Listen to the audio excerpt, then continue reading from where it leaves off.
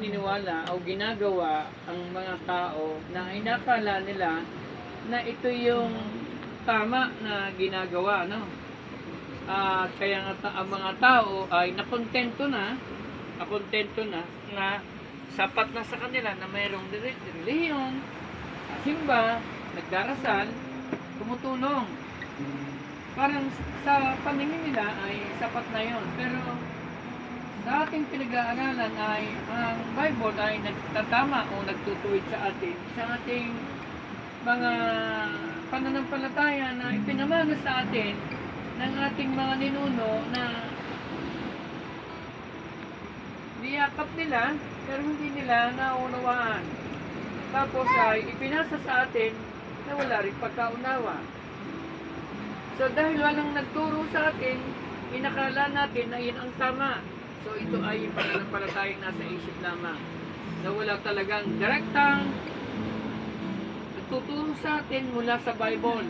At kaya lang tayo makakalaya o malalaman natin katotohanan ay dahil may nagtuturo sa atin katulad ng ganito. Ano? Bukod sa pagiging mayaman niya, siya religyoso,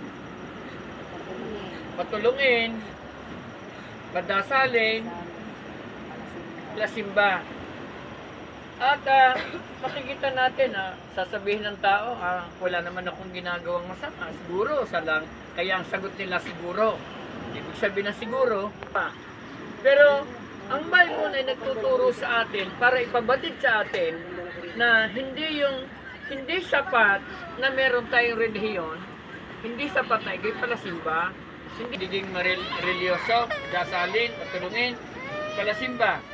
Hindi pumayag ang Diyos na mawalan ng kabuluhan ang ginagawa ni Cornelio. Kaya nga siya ay gumawa ng paraan na ginawa niya ay upang makarinig siya sa pamamagitan ni Pedro. Tama ho ba? Si Pedro ay pinadala kay Cornelio na tama yung pananampalataya. Anong ginawa ni Cornelio? Nung makita si Pedro, siya ay, anong ginawa niya? Lumuhod at sumamba na. Kala ko yung lumuhod at tagbakawa. Okay?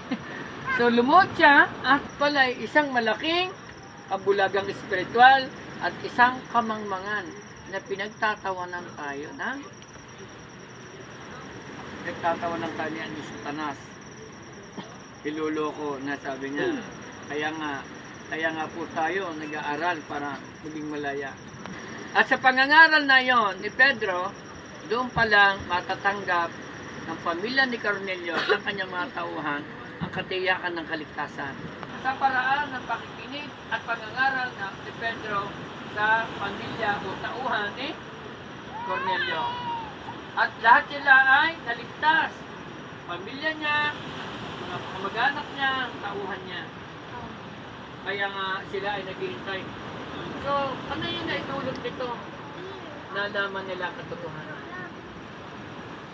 Ikalawa, ay sila'y nakalaya po na hindi pala dapat sambahin ng mga tao na inanyuan din ng kapwa-tao. Sapagkat tayo'y mga anak ng Diyos, huwag nating akalain na ang kanyang pagka-Diyos ay may lalarawan ng ginto. Sapagkat itinakda na niya ang araw ng pag-uhukom sa sanlibutan at ito'y buong katarungan niyang gagawin sa pamamagitan ng isang tao na kanyang hinirang. Okay? So makikita natin, tama ba?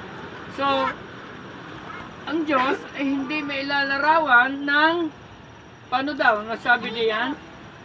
Ang Diyos ay hindi may lalarawan ng Ginto, pila, na ginawa ng tao. Okay lang bakit? Okay? So sabi rito po, sapagkat tayo'y mga anak na ng Diyos, katulad ni Cornelio, anak na siya ng Diyos. So dahil siya'y mga anak ng Diyos, gawa natin, nanalipin, ang Diyos ay parang inilalarawan natin sa ginto, pila. Hindi po Diyos yun. Unang Panginoong Kristo sa pamagitan ng ginto, pila, o bato na pawang likha, ng isip at gawa na kami ng tao. Isipin ninyo, ang dami niluloko tayo. Tingnan niyo po ako ha. Oh. Di ba? Pagka pesta ng wawa, di ba? Pesta ng wawa, di ba? May naglalako dito. No, sabi, no, di ba, nung nagdaang pesta dito, di ba? Okay lang ba kayo? Opo. Di ba, nandito, tama ba ako hindi? Nitong nagdaang pesta dito, di ba? Makikita natin dyan, daladala yung mga santo, hindi ganun inilalarawan ng Diyos. Ang dami lumabas sa santo, may santo ninyo, ay may santo namin.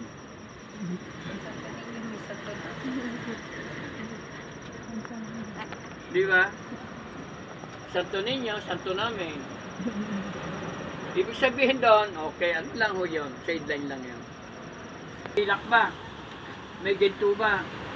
Bato ba?